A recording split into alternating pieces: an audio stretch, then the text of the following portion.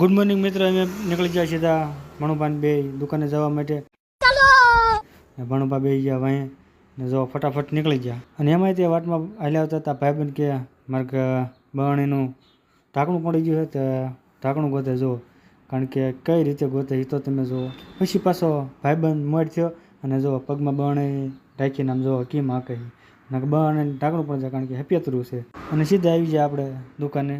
અને જો ભાણુભાઈ ચારે મીટિંગ કરી છે અને બપોરનો ટાઈમ થઈ ગયો જમવાનો, એટલે ભાણુભાઈ બે જાય સીધા જમવા. જો જમતા જમતા એને પાછો ફોન તો જોવે, કેમ કે ફોન વગર પાછી એને ગળે ન ઉતરે.